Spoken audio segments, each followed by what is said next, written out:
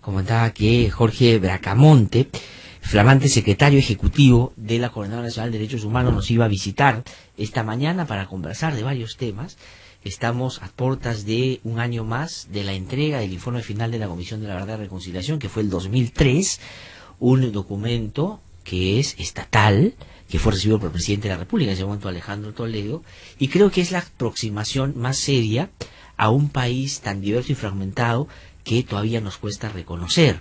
Y tal vez en ese no reconocimiento es que está la principal causa de por qué el Estado no responde ni bien ni a tiempo los problemas que ahí se expresan. Tito, ¿qué tal? ¿Cómo estás? Gusto saludarte. Gracias por estar con nosotros esta mañana. No, a ti, Glatzer, gracias por la invitación y nada, es un gusto estar aquí en tu cabina. Bueno, yo quisiera comenzar por esta última referencia que he hecho sobre el informe final de la Comisión de la Verdad y los 12 años que han pasado después de su entrega, ¿no es cierto? Nos hemos acostumbrado a cada año con ese pretexto a hacer un balance de lo que han sido los avances o no en lo que claramente el informe de la Comisión plantea, que pasa no solo por un tema de justicia, de verdad, de memoria, un tema de reparación y un tema, por supuesto, de un tránsito hacia la reconciliación, un proceso muy complejo, muy difícil, pero que tiene que haber cumplido las partes previas para que se pueda dar como en otros países del mundo. ¿Cómo vamos en este tema? ¿Qué habría que celebrar y qué habría que todavía hacer notar no avanzado lo suficiente?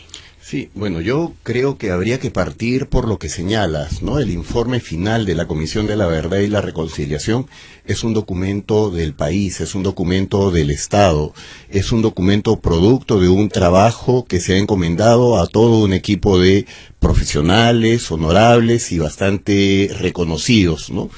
Este grupo de profesionales convocó a un equipo técnico amplísimo y que durante bastante tiempo lo que han hecho es probablemente un estudio, uno de los estudios más serios sobre las causas de la violencia en el país, y creo que no solo se refiere a las causas de la violencia durante el conflicto armado, sino las causas estructurales que subyacen a la violencia del conflicto armado, ¿no? En ese sentido creo que es un documento que hay que tener siempre presente, porque no da cuenta solo de aquello que aconteció en los 80s y en los 90, sino aún puede explicar situaciones de violencia que están presentes hoy en la vida cotidiana de los peruanos y peruanas, ¿no? Claro, entre otros, como una expresión nítida donde creo yo todavía se extiende esa causa, son los conflictos sociales. Si tú, digamos, empiezas a ver dónde es que se están dando y ves la característica que quieres hoy, le demandan al Estado esa inclusión que el informe de la Comisión de la Verdad dice no existía y más bien se soslayó y se vio con indiferencia, son los mismos. Es impresionante porque si uno hace un mapa y ve la concentración de dónde están las personas, los grupos, las comunidades más afectadas durante el conflicto armado, hoy nuevamente ese mapa se vuelve a repetir en las zonas donde hay conflictos sociales, problemas alrededor de los recursos naturales y otros más, ¿no? Y te diría, volviendo sobre el tema del informe mismo, el informe lo que ha revelado es que las víctimas fundamentales, las más de 69.000 personas que fueron víctimas por el conflicto, fundamentalmente han sido peruanos y peruanas del Perú pobre, del Perú rural, del Perú quechua, ¿no? Que no, que de algún modo ha sido, pues, no visto, entre comillas, por el Perú oficial, ¿no? Yo creo que eso tiene que ser un aprendizaje. No podemos pretender esconder aquello que ha sido parte de nuestra historia y ha sido parte de algo que hemos naturalizado, esta indiferencia frente al otro, frente al pobre, frente al campesino, frente a toda nuestra matriz, digamos, andina, ¿no? Pero para ir repasando un poco el informe y sus avances, más o menos en la perspectiva de cómo se planteó el trabajo de la Comisión de la Verdad. La construcción de una memoria colectiva que nos haga un sentido común de lo que pasó en la época de la violencia. Esto no es una cosa fácil, es una tensión en la interpretación de lo que pasó. ¿Cuánto hemos avanzado en eso, en esa parte de la memoria? Podemos pasar a los juicios, al tema de las reparaciones, pero en la memoria, ¿cuál es el balance que tiene usted de la coordinadora de los avances o los problemas y dificultades que hay? Creo que es muy problemático el tema de la memoria, porque no hay una memoria, ¿no? Son múltiples memorias, son las memorias de los distintos actores, desde el Estado, desde la sociedad civil y desde los grupos que fueron perpetradores, que cometieron actos terroristas, grupos armados, antiestatales y terroristas como Sendero Luminoso y el MRTA, ¿no? Y la Comisión de la Verdad, entiendo desde la coordinadora, se ha situado desde el lugar de las víctimas, ¿no?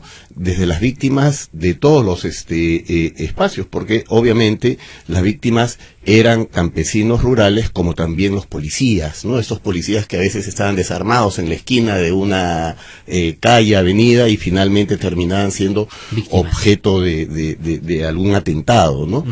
Y creo que ahí no hemos aprendido aún suficientemente sobre la necesidad de poder construir una memoria que nos lleve, uno, a reconocer la verdad de los hechos, y dos, a la necesidad de construir un espacio o espacios de justicia para luego sobre eso poder convivir nuevamente en comunidad. ¿Qué cosa es lo que impide, crees tú, Tito, que es verdad que también hay que reconocer que procesos de esta naturaleza en otros países que han tenido dramas similares son complejos y duran muchos años, pero han pasado desde el informe 12. La pregunta es ¿por qué no se ha avanzado? ¿Dónde está la principal resistencia? Por ejemplo, ¿por qué hoy no se estudia como corresponde en los colegios lo que el informe de la Comisión de la Verdad dice sobre Sendero, sobre lo que también significaron algunas violaciones de derechos humanos que hicieron de manera sistemática en algunas zonas? ¿Qué cosa es lo que evita que avancemos más? Yo entiendo que hay una dificultad muy grande y diría casi una irresponsabilidad de los actores políticos, porque de alguna u otra manera el conjunto de actores políticos que hemos digamos transitado en este periodo de la dictadura a la democracia, hemos tenido algún papel durante el conflicto armado, y tengo la impresión que hay resistencias por reconocer estos hechos, ¿no es cierto? O sea, los que gobernaron sobre todo en esas épocas, digamos. Por reconocer las propias responsabilidades, efectivamente, ¿no?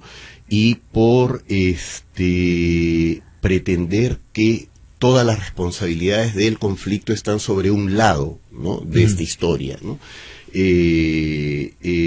Tengo la impresión que hay, a diferencia de otros contextos, una resolución del conflicto en el que el Estado finalmente se impone el orden que le corresponde, pero sin embargo no hay un tratamiento de fondo para poder, digamos, acercarse a los hechos y tratarlos, ¿no? O sea, esa irresponsabilidad ha llegado a que hoy, por ejemplo, básicamente lo que tenemos es una historia caricaturizada de lo que aconteció en el periodo del conflicto armado, y no lo podemos, ahí hay, entiendo yo, una suerte de entrampamiento. Sí, pues. ¿no? Ahora, ahí hay que resaltar la actitud y la vocación que expresó Valentín Paniagua en la transición, ¿no? Que yo me acuerdo en ese momento, pensamos que no iba a sacar la Comisión de la Verdad porque su partido se oponía. De hecho, Acción Popular gobernó entre el 80 y el 85, la época en que Sendero nace y Sendero comete varias cuando de las... la UNDE informaba que había que tirar al tacho de basura el informe de Amnistía Efectivamente, Internacional. pero Valentín Paniagua va adelante y dice por encima del Partido del Interés Nacional, y lo que hay que acá es saber qué pasó, ¿no es cierto? Entonces la política lo que evita. En lugar de la memoria, que también ha sido una historia contada por partes, han habido problemas. Digamos, la primera fue que el Estado mismo no quería hacerse cargo de una cosa que era notable, y fue la cooperación internacional que le decía, yo te doy plata, si es problema de recursos, yo te doy para que lo haga, y al final avanzó. ¿Pero dónde hemos llegado? ¿Qué cosa hay ahora? Yo creo que hay muy poco, pero antes de volver sobre el tema del lugar de la memoria, yo me preguntaría si es que la relación de estos decisores públicos con este Perú afectado antes del periodo del conflicto armado y después del periodo del conflicto armado ha cambiado, ¿no? Es una buena pregunta. Porque yo tengo la impresión que al no mirar estos hechos, lo que están haciendo es ningunear a ese peruana que ha sido afectada durante este contexto, ¿no? Yo creo que cuando ocurrió esto no se quiso ver, y luego a fines de los 90 tenemos esta relación del Estado sobre las mujeres y sobre sus cuerpos con el tema de las esterilizaciones forzadas, es exactamente la misma relación. Que es una expresión clara de la manera yo te como se relaciona el tutelo, Estado. yo administro tu cuerpo y yo finalmente hago, ¿no?, lo que me da la gana sobre tu vida. Claro, no me importa. Y esa es opinión. una herencia que nos viene desde muy atrás, y sobre lo que el informe de la Comisión de la Verdad es muy claro. Y yo entiendo que eso, que es lo más denso, lo más profundo, es lo que nuestras clases dirigentes no quieren, pues, comprender, porque significaría producirles en su cabeza un cambio cultural, ¿no? Claro, claro, es una interpelación, el mismo hecho de hacerles recordar lo que pasó en esta época y sigue pasando. Y ¿no? con eso podríamos volver sobre el tema del lugar de la memoria, ¿no? O sea, un lugar de la memoria que se construye en un espacio simbólico denso, o sea, eso ha sido un espacio que ha sido un basural, ¿no?, al lado del acantilado, y eso se convierte en el lugar de la memoria, en el espacio físico sobre el que se construye este edificio que ahora llamamos el lugar de la memoria, y que básicamente se hace gracias a la cooperación internacional y no a una, digamos, actitud proactiva del gobierno. Y hay que decirle no solo al gobierno, sino al Estado, qué cosa es lo que nos está pasando, ¿no? En Chile, en Argentina, en Brasil, en México, hay espacios, lugares de la memoria, museos de la memoria, promovidos, ¿no?, muy activamente por los estados, porque entienden que ese es un espacio no solo de formación y educación ciudadana, sino es un espacio que contribuye a hacer que cada miembro de esa sociedad se sienta parte de una comunidad, se sienta igual a los demás. Eso, o sea, aquí en el Perú hay una negación sistemática a construir eso. Y eso expresa, pues, la crisis y la mediocridad de la clase política en nuestro país en relación a otras, ¿no? Mira, Chile ha planteado la cosa en una perspectiva. Es decir, la propia Michelle Bachelet, que ha tenido problemas políticos serios, es una expresión clara de esa diferencia que se hizo entre la dictadura y la democracia. De hecho, hoy hay una discusión sobre el cambio de la Constitución, porque esa otra emergió de una dictadura. O sea, digamos... Exacto, y en el caso chileno ha sido sumamente complejo porque has tenido un país dividido, partido, literal, ¿no? O sea, y con este tema de los espacios de memoria y la necesidad de estos espacios para poder encontrar, para reconciliarnos, digamos, yo creo que hay ejemplos maravillosos en América Latina, no hay que irse a otros lados, ¿no? O sea, tú te vas a México y hay un museo frente a la Alameda, en el centro histórico, ¿no?, frente al hemiciclo Benito Juárez, que es el Museo de la Tolerancia, ¿no?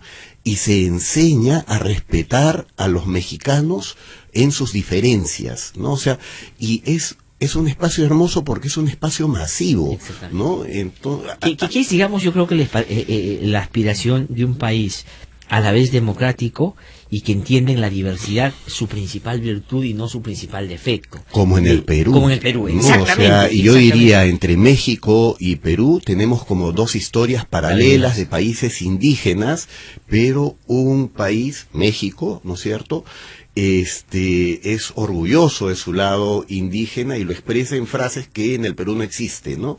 En México hay una frase maravillosa que la acuña Vasconcelo, que dice: por mi raza hablará mi espíritu, ¿no? Y en el Perú no tenemos un equivalente, un equivalente que recupere este pasado indígena, ¿no? Y acá más bien lo indígena representa eso otro abyecto, indeseable, de lo que no queremos, de lo que no queremos hablar, o como problema, ¿no? Claro. O sea, es siempre o la víctima o el vulnerable, o si no es el terrorista, ¿no? De acuerdo, el perro del hortelano en los términos más de García, o menos, y ¿no?, en el términos de Ollantumala, con quien sobre eso conversábamos mucho acá, de candidato, pues que iba a ser una nueva relación y no lo ha hecho porque sencillamente no se ha interesado por eso. Pero vayamos al tema de la judicialización de los casos, ¿no es cierto? El otro día conversábamos, 30 años después, el caso Ajomarca, que se produjo el 14 de agosto del 85, va a terminar un juicio 30 años después. que es una expresión, solo una, digamos, de varias otras cosas que se pueden decir. De una comunidad en la que se asesinó a más o menos 69 campesinos, y de los cuales 23 eran niños, y buena parte de estos menores de 10 años, ¿no? O sea, ¿cómo es posible que estemos a puertas de finalmente el cierre de un caso que todos estamos viendo como incierto, ¿no? O sea, es probablemente el caso en el que hay todas las evidencias, los testimonios de todas partes, desde los perpetradores hasta las familias afectadas, y donde se ve cómo opera esto como parte de un plan que va desde el mando hasta el último soldado. Y sin embargo no se hace justicia 30 años después. Esperamos que pronto este proceso se cierre, acabe. Sin embargo, hay dudas sobre cuál va a ser finalmente la posición de los jueces que tienen que administrar justicias en el caso. O sea, una de las juezas del caso ha sido pues públicamente denunciada. En todos los fallos en los que ella ha estado y dictaminado siempre han sido favorables a la impunidad, ¿no? Y en esta oportunidad la pregunta que nos hacemos es: ¿cambiará esta señora de actitud? Yo sospecho que eso difícilmente puede ocurrir, y creo que ahí hay una responsabilidad desde la sociedad civil. Los temas de justicia, ¿no?, y los casos que se están llevando no son un problema de peruanos que están por ahí olvidados en alguna comunidad andina y que únicamente le compete a ellos, sí, ¿no? Pues, y que deberíamos como sociedad estar mirando con mucha atención. Es un asunto que nos interpela directamente. Pero tú haces alusión a la sala, pero hay dos jueces más en esa misma sala que yo sí creo que van a razonar como corresponde y van a hacer justicia. Yo he estado en los alegatos últimos que han habido en el juicio, un impecable alegato de Carlos Rivera, que como ustedes saben es parte del IDL que produce este programa, pero ha sido impecable. La actuación del fiscal ha sido muy buena, y conozco a los jueces también, a los otros, que creo van a tratar de hacer lo justo, y eso es lo que hay que esperar en un sistema de justicia. Pero ese es un caso, hay otros también. ¿Cómo va el tema de las reparaciones, que es otro asunto también? El registro pues único de víctimas, que se ha cerrado, hay una demanda que nosotros hemos presentado para que se reabra, pero ¿cómo va ese otro ámbito también que es importante? Yo tengo la impresión que el Estado no está actuando seriamente, ¿no? Y ahí hay una directa responsabilidad de el SEMAN, porque uno, no solo es el tema del registro de víctimas cerrados, y que incorpora solo a un número muy limitado de personas y familias afectadas. Es más que eso, ¿no? Es la forma como se llevan y cómo se instrumentaliza las reparaciones mismas, ¿no?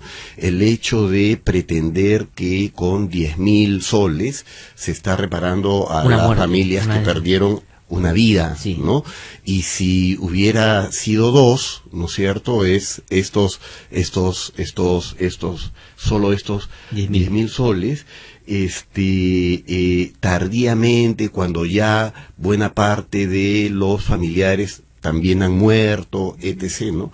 Lo otro es con las famosas becas. Tenemos, es impresionante, se otorga becas como si fuese cualquier peruano y peruana que postulan a obtener becas, sin ningún aparato de soporte, ¿no es cierto?, que acompañen el proceso, ¿no?, de estas personas. Es como cuando haces educación intercultural, tú los llevas a una universidad limeña, ¿no es cierto?, y no le das ningún aparato de soporte cuando hay un cambio que obviamente los está afectando, ¿no? Y a los 6 meses ya no hay posibilidad de sostenerse, porque efectivamente no se han ambientado. Desertando, pero así es como así es como operan estos programas, y sí creo que hay que tener una mirada crítica, porque aún cuando se hace poco, eso poco tiene que hacerse bien. Sí. Y acá no se está haciendo lo suficiente y lo poco que se hace mal. Sí.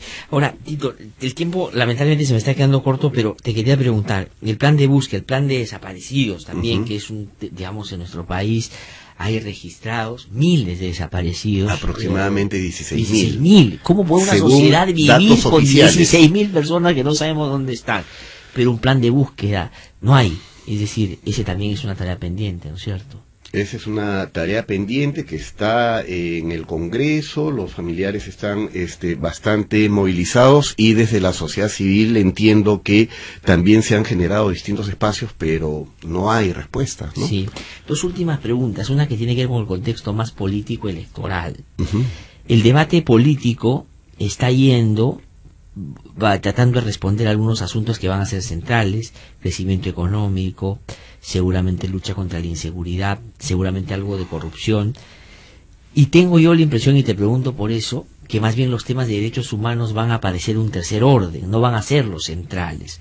¿Cómo hacer en este contexto, que además te toca a ti ser secretario ejecutivo en un periodo como ese, para insistir en una agenda que debería ser inevitable en un país con tantas cosas pendientes? ¿Cuáles deberían ser el foco? ¿Cuál debería ser el centro del debate desde la perspectiva de derechos humanos? Yo creo que tenemos que dialogar y si no interpelar al conjunto de las fuerzas políticas, porque no podemos apostar al fortalecimiento de la institucionalidad democrática si no comprendemos que el fundamento último de la democracia son los derechos humanos y la dignidad de las personas. Si no comprendemos esto, estamos apostando por democracias pues bastante formales, frágiles, precarias, ¿no? Y esto me parece fundamental porque también se ha entendido desde las comunidades políticas que los derechos humanos son de algunos grupos de sociedad civil, de ONGs que siempre... O de sectores de izquierda. O de sectores de izquierda, o que resultan convertidos en algo así como una piedra en el zapato, ¿no? Uh-huh. Y muchas veces desde el otro lado también hemos asumido que los derechos humanos son solo el coto cerrado de nuestras organizaciones. Ajá. Y no es así. O sea, los derechos humanos son de todos y de todas, ¿no? Y es algo que tiene que ser garantizado por el Estado, y las comunidades políticas tienen que tenerlo como elemento central en sus programas. Y yo entiendo, como tú, que esto no se entiende así y que es algo de un segundo o tercer orden. Y ahí tenemos que hablar sobre algunos problemas fundamentales. Uno, tenemos que cerrar o no con el ciclo de lo que aconteció con el conflicto armado, ¿no? O sea, y creo que eso es un deber para con el país, ¿no? Tenemos que enfrentar o no la inseguridad ciudadana. Eso es un problema de los derechos que nos afectan a todos y a todos. O sea, uno llega a su casa, va a abrir la puerta y de pronto es asaltado. Está siendo o no afectado, vulnerado en su dignidad. No con demagogia, Tito. No con demagogia. Militares a la calle, servicio militar obligatorio. Absolutamente irresponsable, no solo las declaraciones de Alejandro Toledo, ¿no? Planteando que los tanques deben salir a las calles a pedido de los alcaldes por el asunto de la extrema inseguridad y porque la policía no es suficiente, o también otros candidatos menores que plantean más o menos lo mismo. Sí. Eso es intolerable en democracia, sí, ¿no? Tienen que haber respuestas integrales, y esto nos viene desde atrás, ¿no? O sea, cuando la policía en los 90s se les no se les mandó a su casa, pero se les dijo, bueno, se les va a pagar el medio tiempo, el otro medio tiempo que se las busquen, ¿no? El propio Estado peruano ha debilitado, ¿no es cierto?, la respuesta de la policía como defensa pública. Sí, pues. Entonces tienen que haber planes serios, integrales, y que fortalezcan la democracia, ¿no?, que fortalezcan la civilidad. Sí, y lo último que quería preguntarte, ya breve, porque mi invitado Wilfredo Pedraza acaba de llegar, ya está con nosotros para conversar con él, el caso de Venezuela, ¿no es cierto? Hoy dan cuenta colombianos que viven en Venezuela se están yendo con temor a que les pueda pasar algo, les puedan quemar las cosas, se las puedan quitar o les pueda pasar a ellos, ¿sabes? Y eso para no referirnos a lo que pasa con los venezolanos en Venezuela. ¿Cuál es la posición que tiene la coordinadora sobre este tema? La coordinadora es totalmente solidaria con Provea, y es más, nosotros estamos suscribiendo un pedido una solicitud ante la CIDH para medidas cautelares en favor de Provea y su plana directiva, ¿no? Están siendo hostilizados y perseguidos desde el propio gobierno. ¿Y a causa de qué? ¿Cuál es la razón? Básicamente dos, ¿no? O sea, esta organización, esta plataforma, esta institución acompañó las movilizaciones de los jóvenes en las protestas desde el año pasado, así como lo ha hecho la Coordinadora Nacional de Derechos Humanos aquí, cuando han salido los pulpines u otros sectores que están en conflicto. Exactamente han hecho lo mismo, ¿no? Y están siendo perseguidos por eso. Y cuando se denuncia esto ante la CIDH, lo que hace Maduro es denunciarlos como antipatriotas, ¿no? Entonces, ahí las cosas claras, nuestra mayor solidaridad con esta plataforma de derechos humanos, con esta organización que está siendo hostilizada y perseguida, ¿no? Abiertamente por el régimen. Una cosa, ¿no? Este 28, este día viernes, nos vamos a reunir peruanos y peruanas en el Campo de Marte, en el Ojo que Llora, porque, como dijiste al inicio, se conmemora un año más de la entrega del informe final de la Comisión de la Verdad y la Reconciliación, y además este año vamos a rendir homenaje a las autoridades electas que fueron asesinadas por Sendero Luminoso, buena parte, otros por el MRTA y algunos perpetradores no identificados, y fueron 248 alcaldes y aproximadamente 160 tenientes, alcaldes y regidores, ¿no? Tenemos el caso, empezando nomás el periodo de conflicto armado en 1980 con este alcalde Juan Linasco Tinoco, ¿no? Que fue cruelmente muerto, y luego fue una cosa. Muchísimas gracias por haber venido. Nada, gracias. Es una de varias, seguramente, conversaciones que vamos a tener. Muchísimas gracias. Ha sido el secretario ejecutivo de la Jornada de Derechos Humanos que ha conversado con nosotros. Vamos a una pausa muy breve y regresamos porque Wilfredo Pedraza, asesor presidencial, viene y